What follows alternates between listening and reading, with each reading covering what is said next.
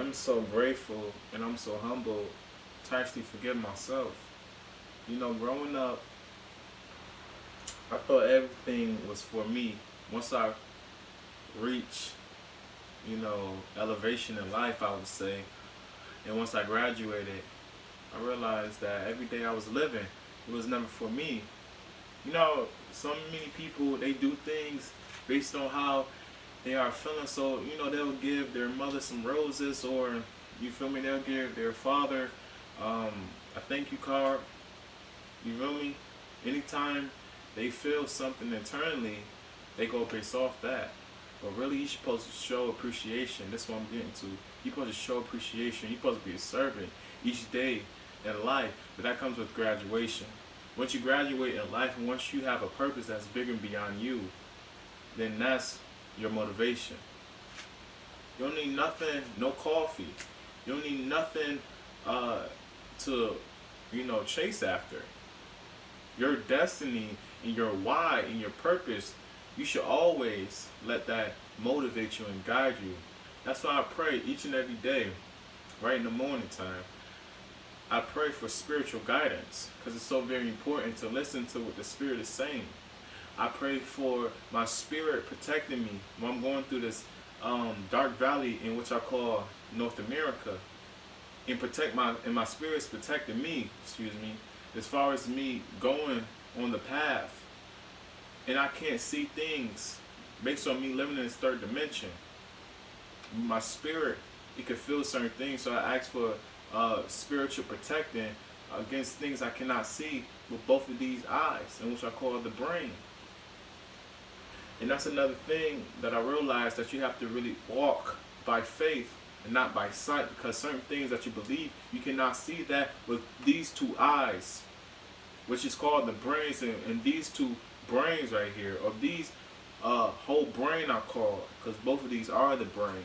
50-50%, you put them both together, it's 100%, right? You put both of these two brains together, and these two brains are just like a vacuum. It sucks up anything it lays its energy on or attention on. That's something now I realize, and I'm giving to you real, guys.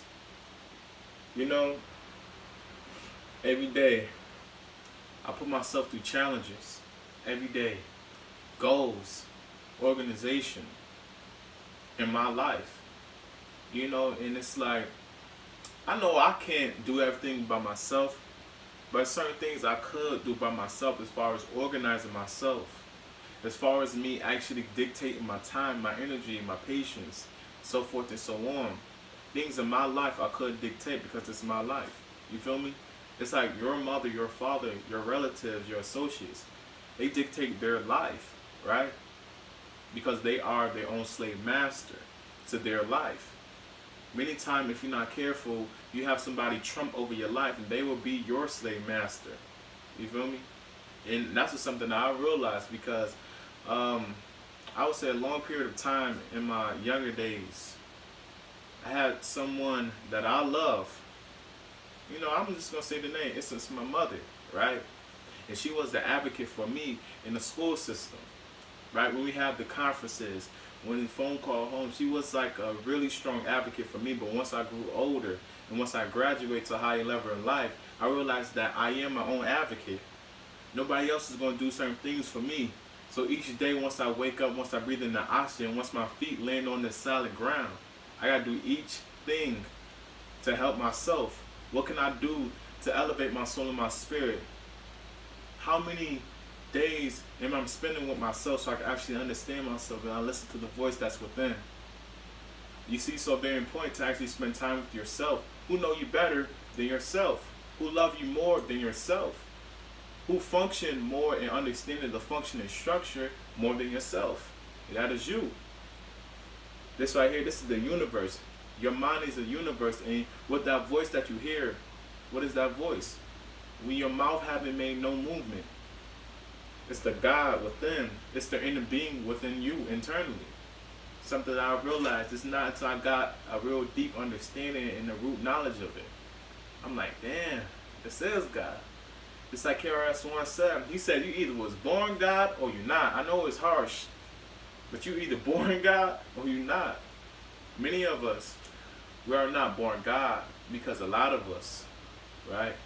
A lot of us have slave masters in our life that have the power and the control and dictate our dream and our goal, dictate our time and our energy, dictate our life and everything.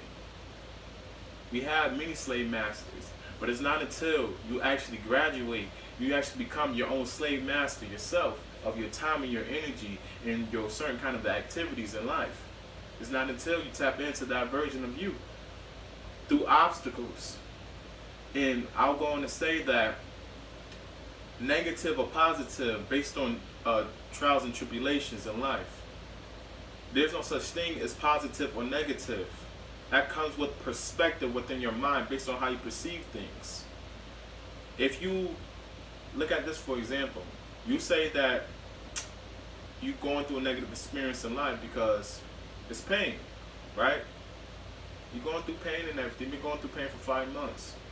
But do you understand that's another opportunity for you to actually graduate in life? Do you understand that? It's the fact that God loves you so much, He's willing to put you through an obstacle for you to actually have an opportunity to elevate from your situation. It's an opportunity.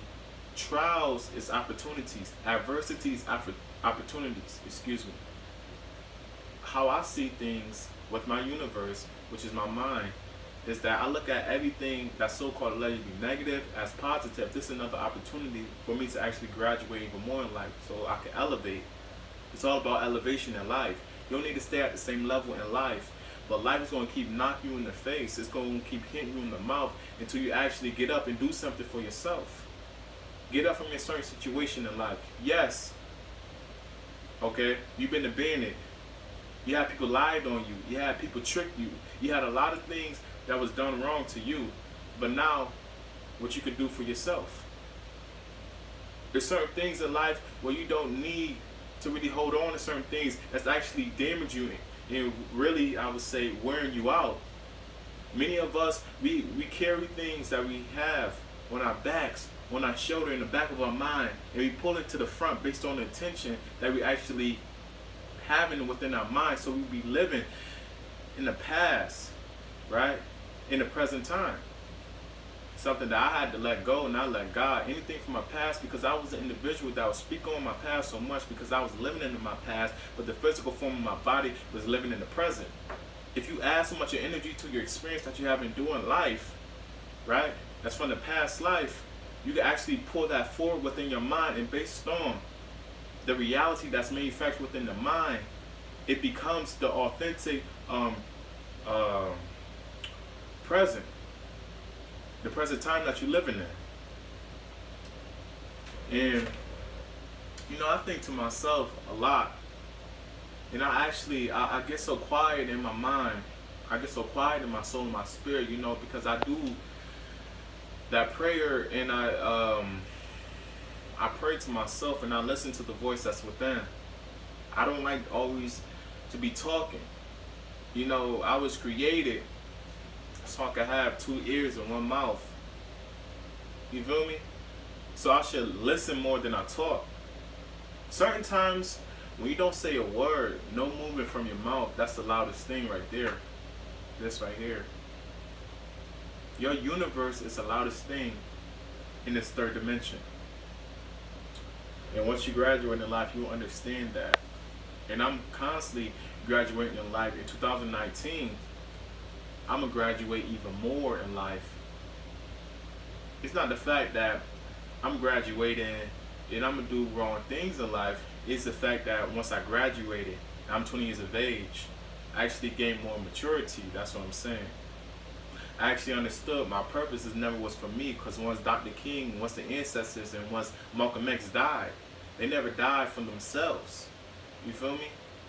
When our ancestors died, they enacted on a vision when they had in their mind. They said, even though we are slaves, we're going to act like we're free. And one day we will be free, and the next generation will have multiple opportunities.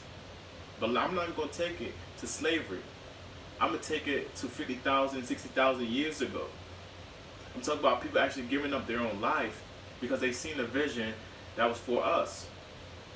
Everything is not for you. Just because you have a dream, it's not for you. It's not.